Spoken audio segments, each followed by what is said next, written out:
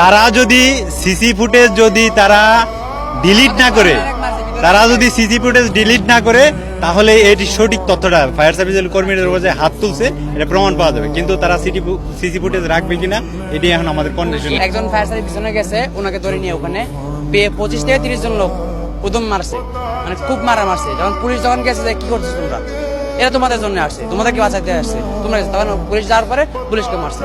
তখন একজন ভিতর থেকে দৌড় হয়ে বের হয়েছে যে আমাদের সদস্যদেরকে মারছে।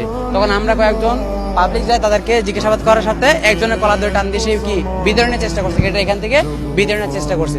আপনাদের সেটা পারে নাই, সে অনেক ইয়া দেখাচ্ছে, ঘুষি টুসি মারছে, অনেক কিছু। একজন ফায়ার সার্ভিসে গালি দেখেন, এখন দাগ আছে, ফোলাই ফেলছে।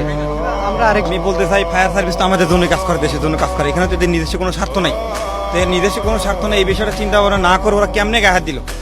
আমরা সাধারণ পাবলিক, আমার এখানে কোনো কাজ আছে, আমার ছুটি হয়ে গেছে আমার অফিস, আমি বাসায় চলে গেছি। আমি আবার আসছি এদের সাথে থাকার জন্য, যাতে একটু সহযোগিতা পায়, মেশিনগুলো ওজন ভারী নিতে পারেন এই জায়গা থেকে ওই জায়গা, আর এরা ব্যস্ত থাকে, এই জন্য আসছি। কিন্তু অনবক কাজ কেন করলো তার? স্মার্ট জ্যাকেটে আমি ভিতরে আমি গেছিলাম, এরা পানিতে আমার যতটুকু ধারণা পানি আছে, তারা বলতেছে আমরা নিজেরাই চলতে পারতেছি না, ওয়াশিং জেনারেটর চালাচ্ছি, এখন বাতিগুলো কোনো মতে জ্বালানো রাখছি। আসলে এদের ভিতরে ঝামেলা আছে, এটা কেন হামলা করলো এটা প্রতিবাদ চাই আমরা। পানির জন্য তারা আবেদন করেছিলেন ফায়ার সার্ভিসের সদস্যরা, ঠিক তখনই তাদের উপরে হামলা